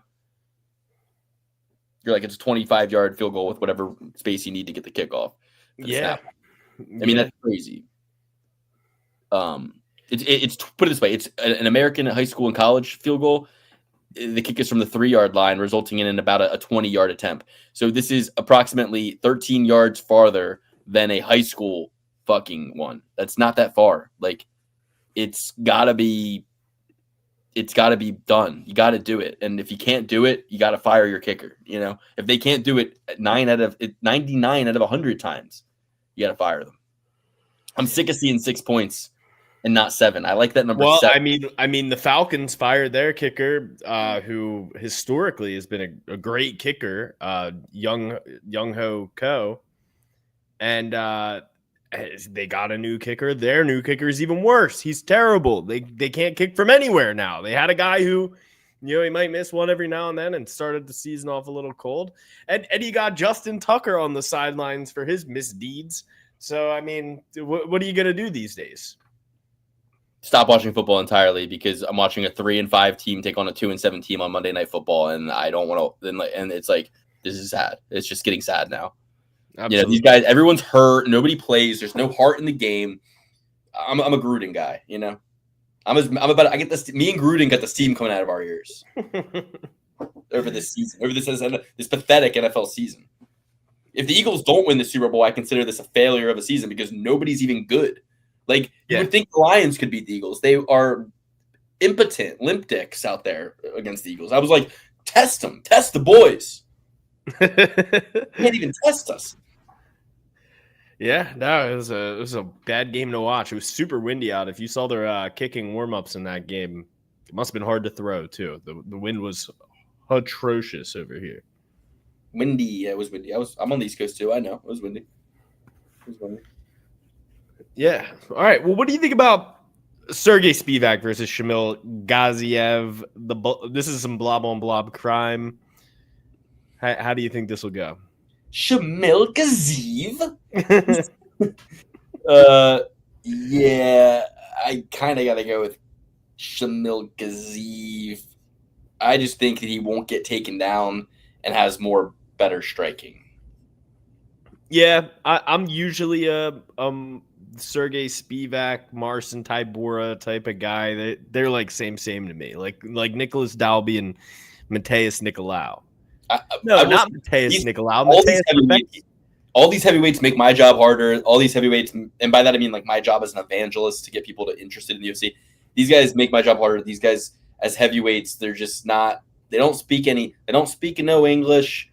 They are ugly, no offense, and they are not athletic looking. You know what I mean? And then that would all be fine if they were like Pereira level monsters or like fucking, like built Fedor. Like, yeah, Fedor. Like if they were like killing machines, but they're like all Roy Nelson, guys who aren't aesthetically pleasing, but fucking can knock you out of your shoes. Gaziev's a wincer. and a coward, like, gets put out on his stool against Rosenstrike in a fight where he was literally wincing and crying like a bitch. I swore I would never pick him again after that, but here I am. Spivak, just a lughead idiot, like, winning the fight against Almeida, ends up getting beaten the fuck out of. Like, Almeida don't finish nobody, and then you let him finish you just because he got the back mount and just Spivak did nothing. You're supposed to be a grappler. You're supposed to be a polar bear, yet you let this guy get back mount and just punch you until the ref stops it without moving at all. Like, pathetic, you know? These guys are silly gooses, and I would love to be able to support them, but I just can't. You know, it's like they don't allow me to. It feels like Gaziev should have way more than one loss. I'll tell you that much. Yeah, I'll go with Gaziev though here. I think Sergey Spivak. I usually like to take him. I think he's a durable guy, but like you have these two guys and you get rid of Martin Bidet. Like, why? Martin Bidet, 6-1 in the UFC, great fighter. You get rid of Martin Bidet and you keep Sergey Spivak around. Makes no sense to me. Give me Shamil Gaziev. Give me Shamil Gaziev by knockout. I just think that Sergey Spivak is a guy who gets tagged, gets dinged up. Like Luke said, if Almeida's knocking you around like that, what's Gaziev going to do? Give me Shamil Gaziev.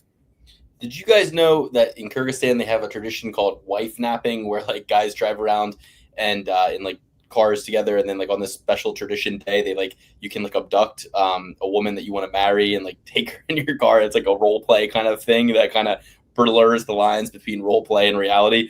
And but yeah, pretty crazy thing. And that's also why apparently Kyrgyzstan has like really good women's wrestling. Probably why, if I knew this, I probably would have bet on Valentina over fucking Wei Li, you know? Like, I do not want them to make me their wife. So she ain't married. I'll tell you that much. That bitch ain't married. So, so she must be.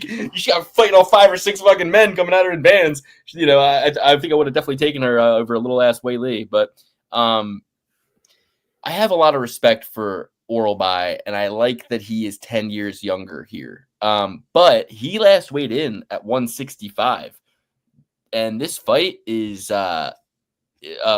you know, Jack, he's a middleweight. This fight is 170.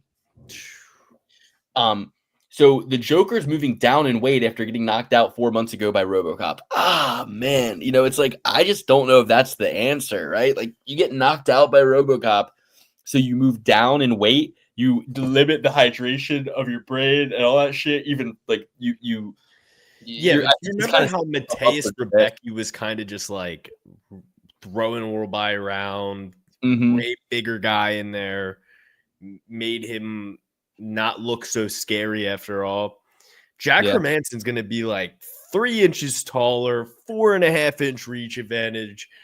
Sure, he might be a little sucked out, but you got a whole day and a half to rehydrate for the UFC. I got to go with Jack Hermansson here. I mean, I was super impressed with Oralbai when he first came into the UFC. And his fight that got him on the UFC radar in the first place on the regional scene.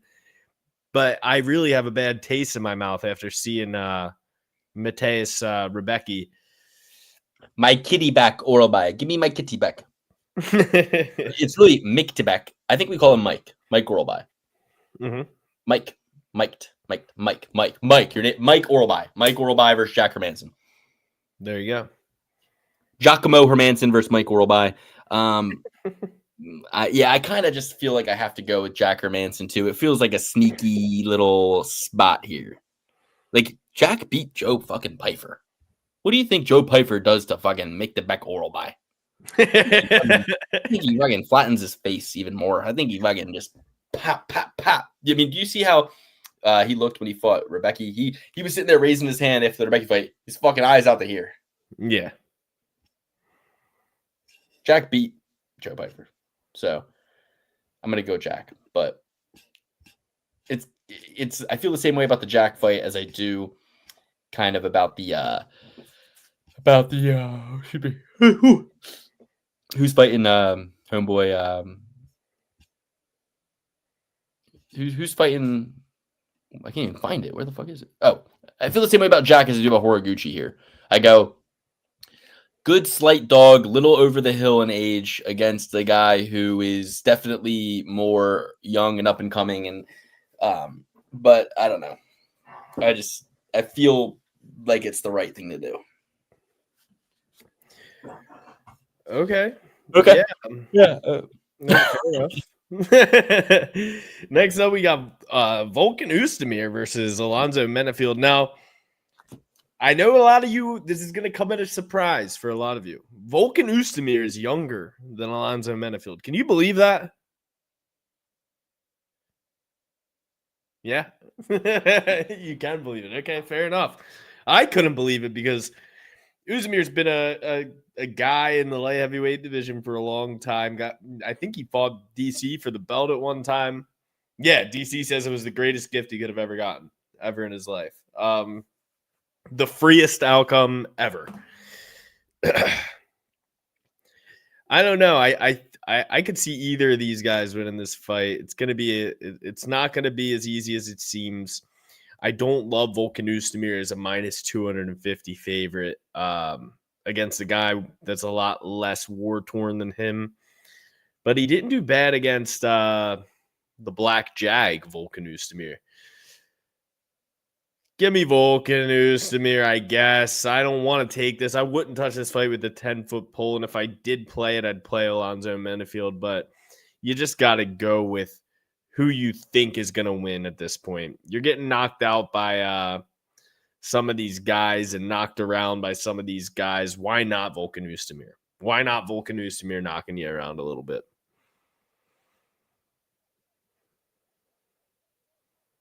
Luke? Yeah, the thing is, Volkan Oezdemir puts out 4.95 significant strikes per minute, 48% accuracy. So he's putting out 5 strikes per minute at 50% accuracy, and he's absorbing 4.2 per minute. So he's kind of like throwing 5, receiving 4,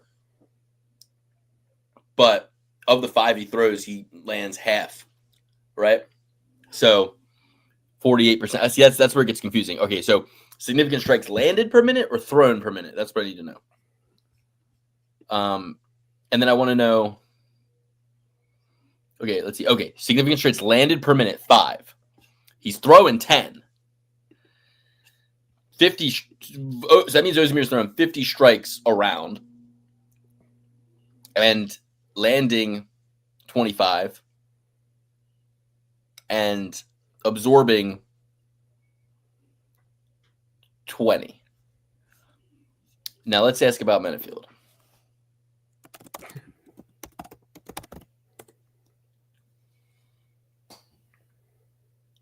Alonzo Menafield is landing 3.79 per minute and absorbing 3.76. But I think he throws harder than Oezdemir, but I think he's stiffer than Oezdemir and slower than Oezdemir. Give me Oezdemir just off of like moving and shit and landing and throwing more volume. Close fight. Did well against Carlos Ulberg, but I have a lot of respect for Julius Walker and Umar Sy, and he got both those guys out of here in the last year, right? Menafield did. So tough, hard to call. I think Oezdemir travels better and fights with more volume. And in a close fight, I got to go with the guy with more volume. But in a close fight, you do want to have kind of like the underdog. But yeah, I'm going to go with no time. All right. Next up, we got the co-main event of the evening, which is Bilal Muhammad versus Ian Machado Gary. Great fight. This is going to give some clarity to the welterweight division here. The former champ Bilal Muhammad, and this is only a 3-round bout here. We've known Ian McGarry to kind of fade a little bit in some of these fights. I think that kind of benefits him more than it does Bilal. I'm gonna go with the future. I think Ian Gary can put Bilal Muhammad away. He's gonna be a lot bigger, dude. Ian Gary and Shavkat Rakhmonov are huge guys for 170. Michael Morales, Carlos Pratas, these guys are going to be so much bigger than your Sean Brady's, your Islam Makachevs, even Jack Della Maddalena. These guys are humongo, okay? Ian Gary's going to be way too big for Bilal to get down. And Ian's been working on his grappling quite a bit. His grappling has kind of been the success for him in a lot of these past fights. I could just picture Bilal Muhammad trying to get Ian down, and Ian's against the cage, legs all sprawled out, one hand on the ground, pushing himself back up, tiring out Bilal, and then hitting him with some crushing elbows, long, snappy jabs and straights, and finding his way to a victory in this one.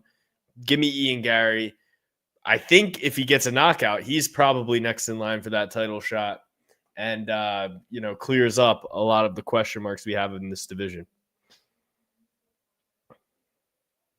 You're muted. The extra point was originally from the 2-yard line. Now it's from the 15. Okay. In 2015. So it's been 10 years of this. Okay. But I think that soccer, it's been 10 years of this. It feels like over the last 4 years or so, it's been really bad. And I also think that more guys are just playing soccer now. Could be the case. All right.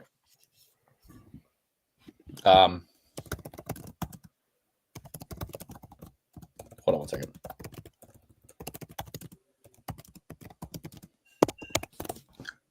Okay, so yeah, extra point success rates by season. In 2015, it was a 94% success rate, and it's been floating around 94% since, pretty much 93 to 94%. But in 2014, it was 99%.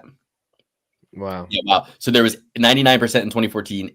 So I was right. It felt like it was every fucking time. There were 8 total misses in this 2014 season.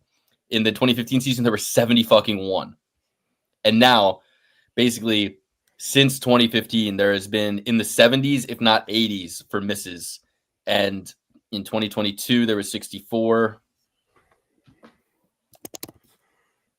All right. So what do you think about Bilal Muhammad versus Ian Gary while you're on your fucking deep dive on point afters? All right.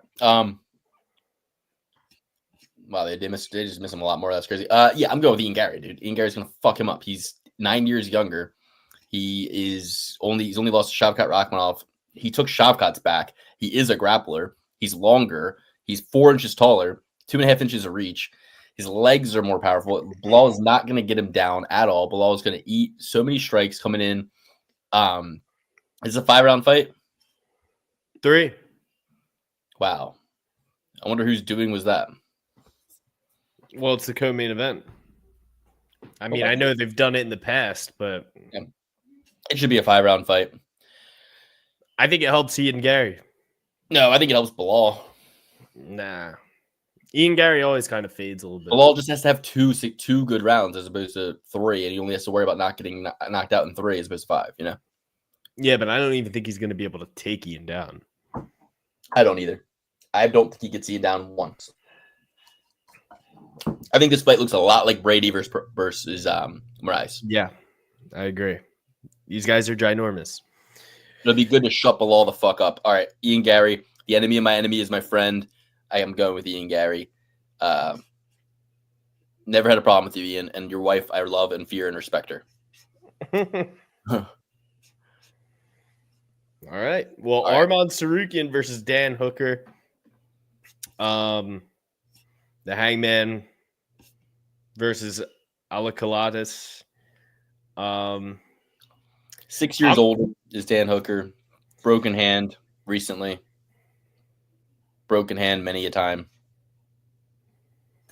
Broke his hand in the Turner fight. Broke his hand preparing for the Justin Gaethje fight. Took a big time beating in all of his last 2 fights, the Jalen Turner fight and the Mateus Gamrot fight. Although he won, he took a beating in both and lost rounds in both. And, to be honest, look, I would love Dan Hooker to go in here and beat the fuck out of Arman Tsarukyan. I would love Dan Hooker to just put this spoiled brat in his place. But that's just not how the world works. At the end of the day, Dan Hooker can't grapple. If you look at his last 2 losses, he fucking got Kimura'd instantly by Makhachev. He can be taken down anytime he needs to be taken down. And I think Tsarukyan is going to play this super safe. It's going to be a boring-ass fucking fight. And Tsarukyan's it's going to be just like the main event last week. So give me Tsarukyan. Tsarukyan by ground. See, you got to remember, Tsarukyan knocked Beneil Dariush the fuck out with a pretty good boxing combination. There's no reason he can't knock Dan Hooker out. Michael Chandler knocked Dan Hooker out. I think Dan Hooker struggles against the blitzy guys with low centers of gravity and hearty mass that throw power and also can take him down. And I think that while he's anticipating the takedown, Tsarukyan's going to blast him up top and probably knock him out. So my sneaky play is Tsarukyan by knockout, but my main thing will just be to put Tsarukyan at the top of all the parlays and hedge out a little bit on Hooker, right? Because I would love to see Dan Hooker win, and if he did win, it would be cool. Yeah, I don't think there's a chance he wins. I would love it, as you said. He doesn't have a shrimp's chance on the Barbie. Exactly. He doesn't have a shrimp's chance on the Barbie in this one. Absolutely. Yeah, I don't believe he does either. I wish he did. I wish he would win this fight. I wish all the same things Luke said. Hate Arman Tsarukyan's attitude. He is a spoiled little brat. They deserve Tedless shots about that. They deserve Tedless shot. Hey, you had one given to you, and you fucking said no. Yeah, exactly. You had one given to you, and on a day's notice, you called out of work. We tried to give you a title shot. You fucked it up. And honestly, Arman Tsarukyan losing is like the best thing for the division. It makes that Paddy Ilya fight much more close, much more on the horizon. But I'm sure Arman Tsarukyan is the king of shooting himself in the foot. He's going to win this fight and say, not going to be ready in January, brother. Not going to be ready in February, brother. Because he doesn't need to fight. He's already rich. So that will ruin everything. And I hate that Ilia Topuria is just on the shelf for so long because we're waiting for things to play out.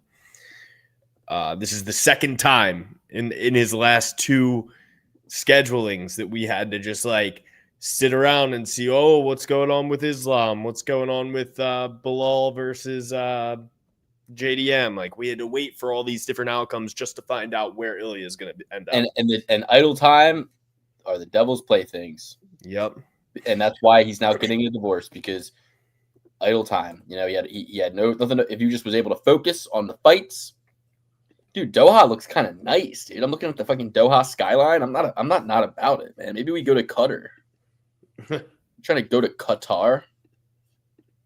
Nah. I'm not about this Qatari scene, dude. Let's get in the mix.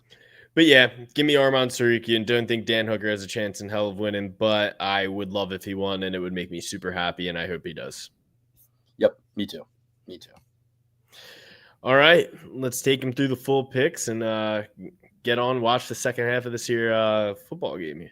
How about it? And there's also, Alex, something you would really like on YouTube debuting tonight.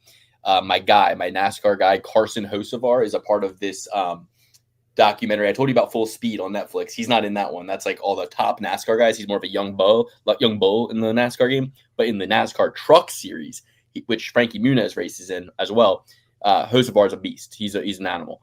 And there's a documentary called Rising about the rising stars of the truck. How's Frankie Muniz do? Does he win a lot, or is he usually Malcolm in the middle? Frankie is the fucking man. He's not Malcolm. That's good. That's a good idea. He is kind of a middle of the pack guy. He's kind of Malcolm in the middle. And I hope that they do that when they announce his races. I hope they're like Frankie Muniz, middle of the pack. Malcolm's in the middle. And I hope they do that. I don't know if they do, but Frankie is the fucking man. He's so cool. He's on a ton of interviews, on NASCAR interviews, like in podcasts and stuff. Mm-hmm. And it's like, I grew up with Frankie. So like whatever he wants to do, I'm here to support. I watched him in Malcolm in the Middle my whole life. Not only Malcolm in the Middle, but Big Fat Liar. I wasn't like an Agent Cody Banks guy. I'm not like, a baby. But Big Fat Liar was great. Frankie Muniz, Malcolm in the Middle, one of my favorite shows of all time. Then you got he was in a band, a Christian rock kind of band called Kingsfoil. I saw them live when I was in college. I didn't even know he was in the band. I was there to see Everclear and Eve 6, two 90s alt rock bands that I loved that were playing at this like fairgrounds in bumfuck middle of nowhere. And I just get a couple buddies from college, some girls, we all go watch. And then lo and behold, Frankie fucking Muniz is the drummer of this band Kingsfoil. Didn't even advertise it. We just figured that out when we got there. And we get a picture with him after. Got to meet him. I shook his hand. Very nice. Personal friend. Friend of the show. Friend of the show. And we love Frankie. So anyway, this documentary, Rising docuseries, it's on YouTube tonight, 7 o'clock. Give it a watch. Carson Hocevar, my fucking man. He's going to win a race here in NASCAR soon. And every time he's like 20-1, 15-1, 30-1. So, small bet on him will pay you over $1,000. I keep every NASCAR season starts back up in February. And I bet Carson every race. I bet him every race. So that's my pitch. But I will be watching the Cowboys game too. All right. Let's go through the full picks here. The Cowboys look like they're going for it on 4th down, 4th and 1. They're probably just doing a little hard count, trying to catch them offside. They play chicken shit football. They would never do something like that. They would never do something like that. Wait, I want to see. Are they doing it though? They just called a timeout. So Oh my god! They called a fucking sack, dude. Yeah, they are on like the 5-yard line, but they're Their own 5?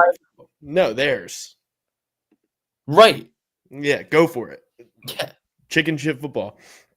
If you're rolling with me, you're going to be taking Armin Tsarukyan, Ian Machado, Gary, Volkan Uzdemir, Jack Hermanson, Shamil Gaziev, Azu Almabayev, Lucky Riley, I wasn't writing any of these down, dude. Dude, if you weren't talking to ChatGPT about how many fucking field goals were being made and missed, you could have just got them throughout the show, and I wouldn't have to say it 17 times. When you're right, you're right. When you're right, right. All right, I'll take it from the top. No, wait. Hold on. Oh, they went for it and got a touchdown. They went for it and got a touchdown? Nice. Yep, Who scored? Oh, Ferguson. Yeah. Wow. I need Pickens. Yep, that's a good one to have. I think he gets in tonight. He actually almost caught one. His foot was out of bounds, and then they passed it to CeeDee Lamb, and he got it. So a little disappointing on that one. But if you're rolling with me, you're going to be taken. And Luke, so help me God, if I have to fucking repeat one of these, I'm going to go nuts. Okay, are you ready? Are you attentive? I am, at this point now, as it stands, ready. Okay. Armand Tsarukyan, Ian Machado, Gary, Volkan Uzdemir, Jack Hermanson, Shamil Gaziev, Azu Amabayev, Lucky Riley, Yaki Ayev. Stop for a second. Tsarukyan, Ian Gary, Menefield. No. Uzdemir? You picked Yeah. I thought. No, I didn't. But you didn't want anything to do with it. Okay, and then Hermanson. Gaziev. Emphatically. Shamil Gaziev. Okay, Asu Alambayev, Luke Riley. Lukey Riley. Yaki Ayev. Horiguchi. Taporia. Ismail Nazardayev. Narulo Aliyev. Izgaka Makayev. And Denzel Luke Fox Freeman.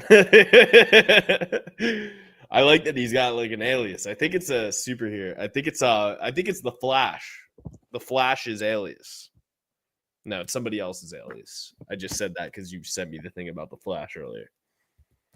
Yeah, that's right. Did you see that though? That was so silly. He's like got the comics in his hand. Like I didn't watch it.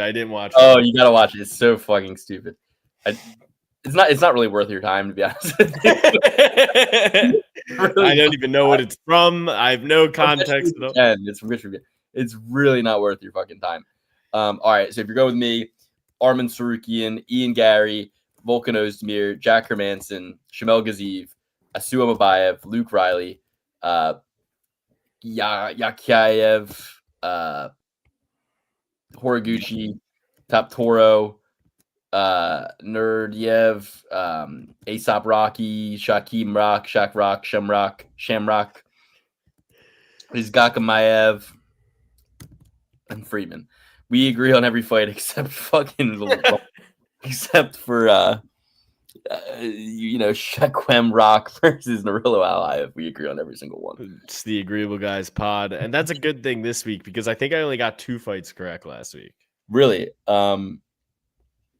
Last week I only got Gregory Rodriguez and I think Fatima Klein. You know what's funny? The only ones I got wrong were Angela Hill and Weili Zhang. No, I picked it. I did pick Angela Hill. Now that I think about it, I didn't even take Fatima Klein.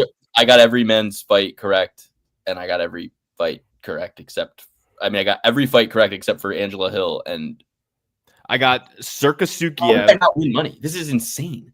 I got Tsarukyan correct. I got Aaron Blanchfield, Gregory Rodriguez, Bo Nickel, and that was it. The rest of the night, I got everything else wrong. I think that's not possible. We did pick Sean Brady on the podcast. I picked Sean Brady emphatically. I picked Leon Edwards. I picked Weili Zhang. I picked Jack Della Maddalena. Kariush and GM3 and Mariscal. Dumb. Mariscal kind of won that fight, or he almost won that fight. He was close, and I loved when he was fish hooking the cut on the top. I mean, we got 6 out of 9 Triple P certified, and like 2 of them are lady fights that we said don't bet. So 6 out of 9 Triple P certified. How is that possible? When Robocop, Blanchfield, Wellmaker, Cameo, and Tsarukyan. Wellmaker lost. Oh yeah, Wellmaker lost. Okay, so I did get more than that's good. But yeah. I'm saying I only got 4 fights correct all night. How the fuck did we get 6 correct Triple P certified picks? That doesn't make any sense. Cameo, Tsarukyan, Blanchfield, Robocop, and Nickel. That's 5. I didn't have Cameo. It says. Oh yeah, I did. I did have Cameo. But it was kind of. All right. Guys, we thank you. We love you. And we'll be back next week. We'll be up this fight. Oh, by the way, 10 a.m. start time, East Coast, 1 p.m. prelims. Or sorry, 10 a.m. prelims, 1 p.m. main card, East Coast, U.S. time. So much love for the show. Thank you. You're welcome. We love you. Star 17, Pirate Flag 6. 17-6. I don't know what this means if you share a pair, man. 6-7. That must be what it means. All right. We love you guys. Thank you. And Godspeed to you all. That's it. And that's all, folks. We love you. Thank you.